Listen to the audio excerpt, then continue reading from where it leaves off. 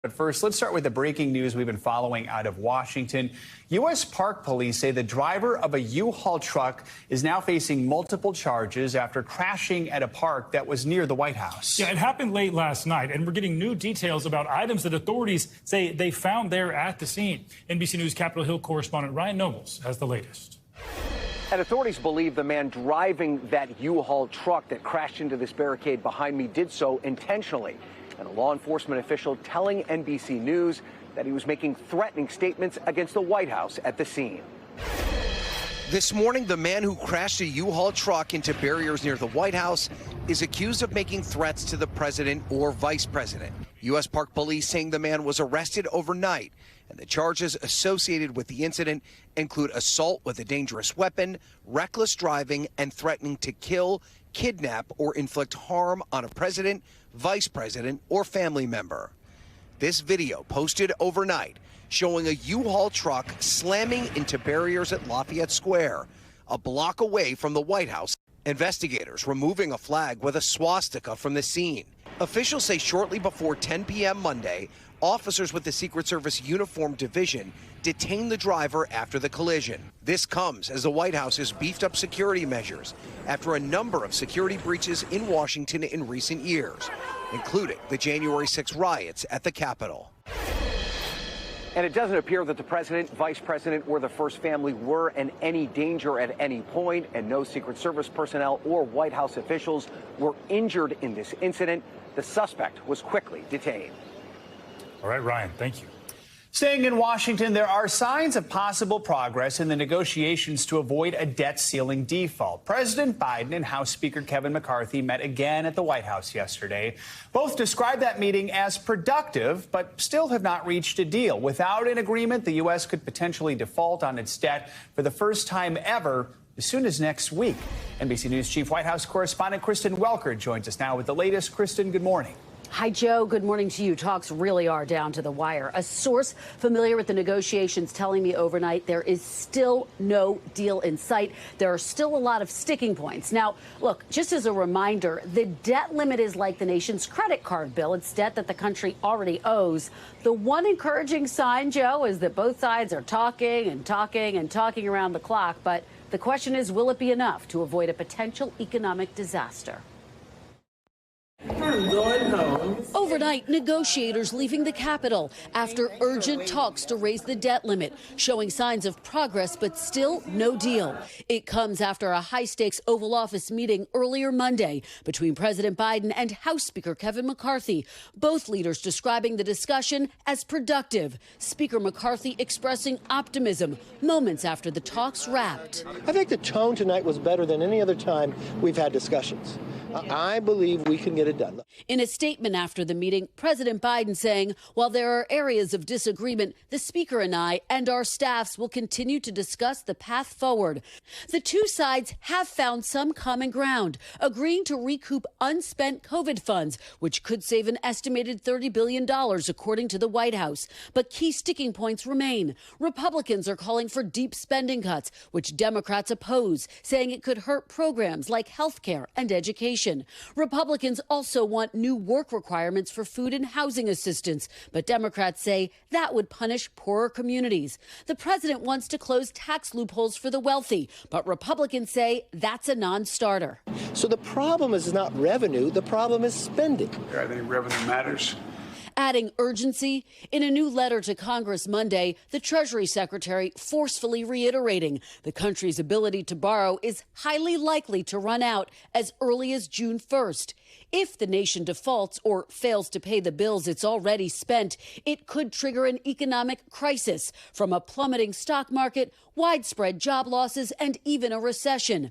Government payments would also be delayed for critical programs like food stamps, Social Security, and even benefits for Gold Star military families. Now, remember, once a deal is reached, it still has to go through the full House and the Senate. That takes time, especially in a deeply divided Congress. Now, look, the president has not ruled out this other option that he has, which would essentially allow him to take action to raise the debt limit all on his own. But experts have warned that could spark a drawn-out legal battle and would come with economic challenges of its own, Joe. All right, Kristen, thank you so much. Well, the trial date is set for the man accused of killing 4 Idaho college students. Now, prosecutors are deciding whether or not they'll seek the death penalty in this case. NBC News correspondent Aaron McLaughlin joins us now from Moscow, Idaho, with the latest on this. Aaron. Hey, Stephen. Well, it was an emotional court hearing for the families of the victims. Some were in tears as Brian Coburger stood silent when asked to enter a plea. Brian Coburger appearing before an Idaho district court judge, saying little but taking one important step closer to trial. Counts 2, 3, 4, and 5, murder in the first degree. Maximum penalties, life in prison or the death penalty. 4 murder charges for Coburger, accused of stabbing these University of Idaho students to death 6 months ago. Madison Mogan, Kaylee Gonsalves, Xana Kernodle, and Ethan Chapin. Do you understand the charge of count 3, murder in the first degree? Yes. Do you understand the maximum penalty? Yes. But to the charges, he said nothing. We will be standing silent. Okay, because Mr. Coburger is standing silent, I'm going to enter not guilty pleas. Coburger's legal team signaling they're prepared to go to trial less than 6 months from now in October. Before then, another deadline. Prosecutors have 60 days to decide whether they'll seek the death penalty against Coburger. Shannon Gray is representing the family of victim Kaylee Gonsalves. The Gonsalves family, would like the death penalty. Kaylee's family was in the courtroom Monday, including her sister and newborn niece, named after Kaylee and her best friend Maddie. Meanwhile, new Dateline reporting on suspicions arising within Brian Coburger's own family over the holidays. Just before his arrest, a source with inside knowledge of the investigation saying that one of Coburger's sisters noticed that he'd been wearing latex gloves, quite loudly pointing out that he'd been living just miles from the murder scene and driving the same car authorities were looking for. The Dateline source saying several family members even went out to search Coburger's white Elantra, finding nothing. An attorney close to the Coburger family telling Dateline they'd have no comment on the report. Days later, he'd be behind bars, now gearing up for the trial of his life. This morning, Brian Coburger is all alone in a cell in the jail attached to the small courthouse behind me as the prosecution weighs the death penalty. Guys. All right, Aaron, thank you.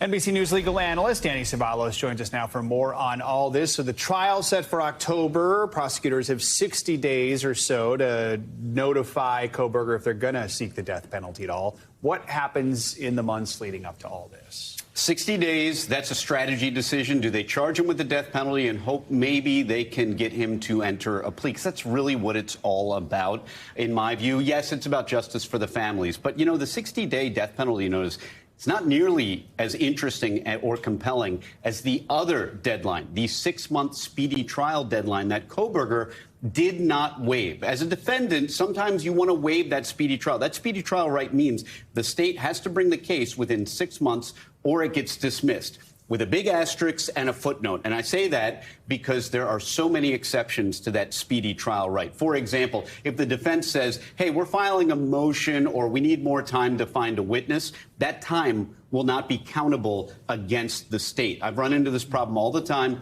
in my own cases. 6 months doesn't always mean 6 months. But strategically, this is a major decision. Coburger is essentially saying to the state, put up or shut up. I am going to make you bring this case within 6 months because I'm not so sure you're ready. This is not like a wide-ranging federal investigation where the DOJ spends years and years investigating and they're trial ready when they go to the indictment. Murder is a reactive crime. The state reacted to it. They have to hurry to get their evidence together. It's the right defensive call strategically.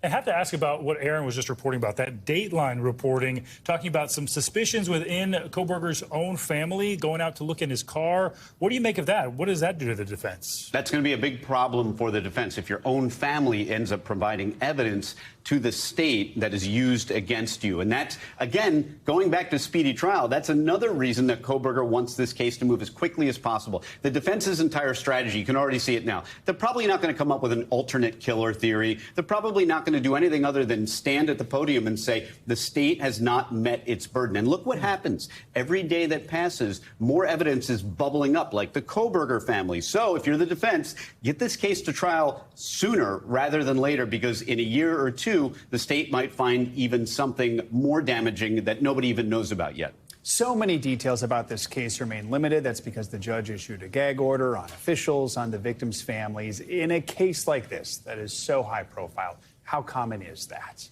These high-profile cases on this level are not common to begin with. Gag orders are really very rare. Judges hate issuing them because they walk the line between a violation of the First Amendment and the interest in keeping things about the case confidential. But again, courts are supposed to be open. So look, judges do not like issuing gag orders. This judge and any court that does in a high-profile case is not only going to see a fight maybe from the defendant, but a fight from media organizations that immediately file lawsuits, as you two both know very well, to compel the court to release this information. And, of course, media outlets are challenging this. So are some of the victims' families, too. So what could happen next here as far as trying to get the gag order removed and more information released? How likely is it? There's going to be a hearing. It really could go either way, but it may even be modified to allow certain information out because, you don't know all the different fact situations that the media may want to disclose or may get access to information. Maybe the judge releases certain things and not others. The judge is going to tailor it to this particular case, keeping in mind that the judge has to be mindful that he cannot allow this to become a circus-like atmosphere. Those are the magic words that the Supreme Court announced maybe half a century ago that allow for the very rare remedy. Very rare, maybe by so rare you could say it isn't even a right, barely, but the right to a fair trial may be infringed upon if the pretrial publicity reaches such a frenzy that it is a circus-like atmosphere. But it's so rare to be maybe not even a right at all. Do you think we're there yet? No, we're not, because we've had so many of those cases and asked that same question in the last few years, and it almost never happens. And Teddy, there was so much talk yesterday about the Coburger not entering a plea on his own, the judge having to do that for him, especially with his background in criminology. What is the thinking there? As being an attorney, what do you make of that? I want an embargo on everybody saying that because Coburger has a few years studying criminology, that he's some master joker criminal that knows how to commit crimes in a way that other people don't. We don't even know if that's his area of study. Criminology could just mean surveys of prisoners to find if they come from broken homes. It doesn't mean he's a master criminal, no more than it means that a criminal defense attorney like me could be a master criminal. I would probably be a horrible criminal, even though I am immersed in crime and bad decisions of crime. By the way, criminals are not even good at being criminals. That's why we have criminal court. They make bad decisions. That's why they hire lawyers in the first place. So I don't know that there's any more strategy than he's sitting in the four walls of his jail all day. And that does weird things to people. Maybe he thinks it's some symbolic gesture. Maybe he's defying the authority of the court. Who knows? I've had clients, and all defense attorneys have had clients that make these kind of odd symbolic decisions. It may mean nothing, but now here we all are interested in it. So maybe that's the effect Coburger always wanted. And the idea of being a mastermind and possible suspicion in his own family also comes into question as well. All right. Oh, yes. Savalas, appreciate it. Thank you. Thank you. All right, now to the presidential race. An NBC News exclusive first interview with the newest Republican candidate, South Carolina Senator Tim Scott. NBC News Now anchor Tom Yamas sat down with the senator for a wide-ranging conversation. Senator Tim Scott is ready to do something that is radical in modern politics. Stay positive. Poll numbers show he is a long-shot candidate, but he has the money to stay competitive. And now also apparently the blessing of former President Trump, who knows as the field grows, so do his prospects, because he keeps his base and those other votes get fractured. Hello, South Carolina! This morning, the Republican primary field expanding with a dose of optimism. I'm living proof that America is the land of opportunity. With Senator Tim Scott announcing his presidential run. Former President Trump and Governor DeSantis, they're not afraid to demonize their opponents. So my question to you is, do you think GOP voters want someone carrying a Bible, or do they want someone driving a bulldozer into the Democrats? So the truth is that what people really want is an optimistic, positive, conservative, who has a backbone, but also believes that the best is yet to come. In a rare move, Mr. Trump posting praise for an opponent, wishing Scott luck, while taking a shot at Florida Governor Ron DeSantis, writing on social media, Tim is a big step up from Ron DeSanctimonious, who is totally unelectable.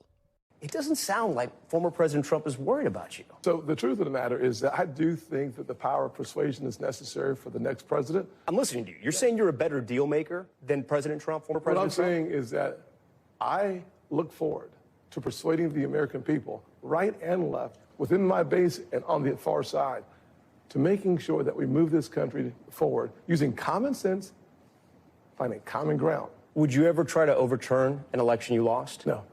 What do you think about President Trump's behavior after the 2020 election into January 6th? We can do two things here. We can have a conversation about President Trump, or we can have a conversation about my vision for the future. I'm going to stay on my vision for the future for a couple of reasons. It was a historical moment. I think voters deserve to know. Listen, actually, I was actually in there, so I know exactly how historic it was. But what I will say is simply this, that the future that America is focusing on is what I'm going to provide. And as the field is expected to grow, with DeSantis likely announcing this week, Scott also taking a shot at the Florida governor, seeming to question his conservative credentials. But how are you different from Governor Ron DeSantis, you think? Having an optimistic, positive message that is actually anchored in conservatism and in optimism matters a lot. So if Senator Tim Scott wins it all, he'll join a very rare club that includes James Buchanan and Grover Cleveland, candidates who entered the White House as bachelors. So I asked him if there was a woman in his life, if he had time to date on the campaign trail. Here's what he told me. He said there's always time for a great relationship with a wonderful woman, and I thank God that that is happening. So I'll leave it there. And so will I, but it sounds like something may be cooking for Senator Tim Scott. Back to you. All right, Tom, thanks for that exclusive interview. All right, time now for weather and above average temperatures. So I guess the weather's cooking.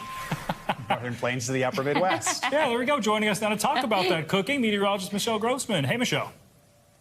Hey there, guys. Great to see you. Yeah, we are cooking in the Northern Plains. We're looking at temperatures well above normal for this time of year, anywhere from 10, even 20 degrees above what is average for this time of year. So that warmth is extending into the Northern Plains, the upper Midwest, and we're going to see that sliding east over the next several days. That's one big weather story today. Then we have two others. We have two spots where we're going to see the chance for some really heavy rainfall that could lead to some flooding, even some flash flooding in spots. So the first spot would be portions of the southeast along the panhandle of Florida into Alabama, also Georgia. We're going to see very slow-moving storms that are holding a lot of moisture, really summer-like storms. So we're looking at the chance for some flooding there. We're going to see the rivers and creeks and streams rise a bit, too. And then in the Southern Plains, expecting some heavy rain there. Along with that, with the daytime heating, by this afternoon into the evening hours, we're looking for the chance for severe storms. Much like yesterday, it's sort of going to be a repeat performance where we could see storms with really large hail, even baseball-size hail, some heavy downpours, damaging winds gusting over 60 miles per hour. The good news, once again, is that tornado threat is low. Now, the Intermountain West, you're going to see some chances for flash flooding as well. You can see some green on the map there in portions of the Rockies in the Intermountain West. This is what satellite and radar looks like right now. We do have the rain falling in the Intermountain West, the Southern Plains, the Southeast, and that's what we expect to continue as we go throughout this Tuesday. And really, we're going to see a lot of spots seeing that same scenario on Wednesday as well. Here's a setup. First, we have the Southeast. We have a front that's sort of parked over the area. Along that front, we're going to see the chance for some really heavy rainfall. We're going to see some showers and storms. And then in the Southern Plains, you notice those colors showing up. That's brighter colors showing us where we could see some heavy rainfall, looking for the chance for severe storms in parts of West Texas or the Panhandle of Texas. And then we're going to do it once again tomorrow. Local downpours in parts of Florida once again. That's going to add to the flooding risk, the flash flooding risk. So if you're out and about in Florida today, Georgia, Alabama, you could see some ponding on the roadways. Just be careful as you head out today. Scattered storms flaring up in the Southern Plains once again after we get that daytime heating going tomorrow as well. We do have a flood watch that goes today through tonight, early tonight, for the rivers, the creeks, the streams, where we could see some flooding, but also on those low-lying areas, the roadways. So that's why it's particularly dangerous if you're out and about and get caught up in some of those heavy downpours. So Panama City, also Tallahassee, Valdosta, you could see some of those storms flaring up as we head throughout the later part of this Tuesday. Rainfall amounts, we're talking anywhere from 1 to 3 inches, but look at all those colors in Florida. That's showing us some really heavy rainfalls expected. We got a lot of rain rainfall yesterday, so we're adding onto some really saturated grounds. And we're going to see those rainfall rates coming down maybe 1 inch per hour, 2 inch per hour. And that's going to add up locally to 3 to 5 inches. And that's what we're concerned for today and also for tomorrow. And then we move it to the southern plains once again, the high plains. We're looking at the chance for severe storms. We saw that last night, overnight into this morning. We're going to see it once again, or at least expecting it. Amarillo to Lubbock, Abilene, San Angelo, we're expecting the chance for those storms. Where you see those yellow shading, that's from the Severe Prediction Center, and that's showing us where the likeliest spots for those storms are. But Fort Worth could see some storms as well into Wichita Falls. Really large hail. We're looking at the chance for baseball-sized hail, winds gusting up to 60 miles per hour. And where you see that hatched area, those blue lines, that's where we're expecting the baseball-sized hail as we go throughout tonight. And that causes some damages to cars, houses. By Wednesday, we're looking at the same spots. It extends a little bit for the chance of severe storms. We're looking at winds gusting up to 60 miles per hour. Let's talk about the cooking, because we are looking at temperatures so above normal for this time of year, into the mid-80s in Chicago, Minneapolis, 14 degrees above average in Chicago, into the mid-80s in Omaha, St. Louis. Not showing on the map, though, we could see temperatures soaring into the 90s in some spots. It's going to be warm, too, in Cincinnati, 83 degrees. By tomorrow, we'll see some of this warmth slide to the east. So Cincinnati, 6 degrees above what is typical for this time of year. And you need to dress light in St. Louis tomorrow, because we're looking at temperatures near 90 degrees. That's 9 degrees above average. Nice for spring as we head towards Memorial Day weekend. We're looking at New York City into the 70s on Friday and 73 on Saturday. Back to you both. Like that holiday forecast. All right. Yeah, love it, Michelle. Thank you. Me too.